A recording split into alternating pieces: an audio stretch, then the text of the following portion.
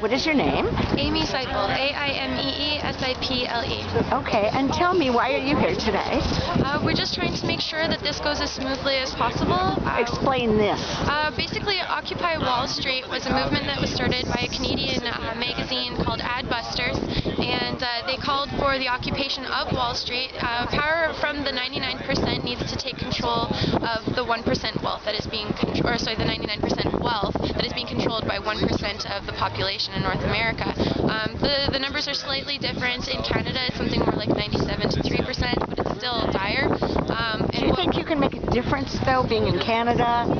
Because Wall Street's in the U.S. Yeah, if we could actually get people on board and understanding what's going on, if we could at least get a consciousness shift where people stop dominating within the workplace and start working together as communities instead of trying to cut each other at the knees and stifle positive growth. But specific. Let's get down to specifics.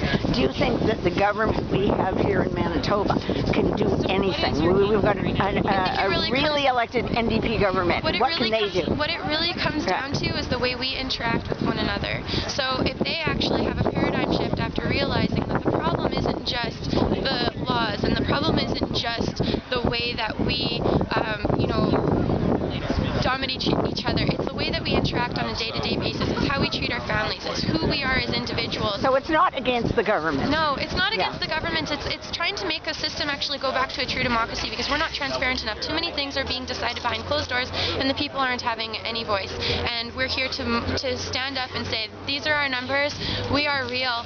Please pay attention to us. Tell me one thing that you think, though, that government could do, including federal government, including Stephen Harper or Blake Selinger. Is there one thing, do you think, that... I think that they should make grassroots movements more possible for the smaller communities. Open up a community group in every small community here in Manitoba. To do what? To speak on behalf of their people and actually speak and meet with their members of parliament once a month or once every 3 months, something like that. So they're actually speaking and spending face time so that they actually set up time to actually speak. Do you think that they don't have access now? I think that it's difficult. I find that even when I try to contact my member of parliament... Who is your member of parliament? Sorry, I didn't... It's complicated. I can't answer that question. I apologize. Do you live in Winnipeg? Yes, I do. I'm currently between homes, if that makes any sense. Okay, who was a member of parliament that you tried to contact but couldn't get a hold of? I don't remember his name, but it was a Green Party person. No, I'm talking about a sitting member of parliament. Sorry, I don't have that information. But did you try? Yeah, okay. When I was younger, yes, and that was so many years ago that I don't remember. And I remember just feeling frustrated in my early 20s and just kind of felt that I couldn't speak on their behalf. But it's really important that if you want to get something and you want to get somewhere, because there is MLAs in this current NDP government. Rob Altemeyer is one who would talk to you. So do you think you're going to try to contact him? Because he's accessible. Mostly, I just think that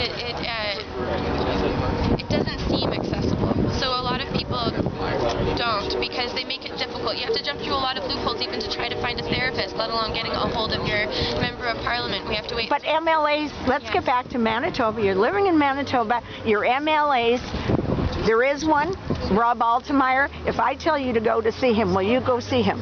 I'm not exactly sure what he would accomplish. I don't actually have faith But he's a guy who tries for poor people. He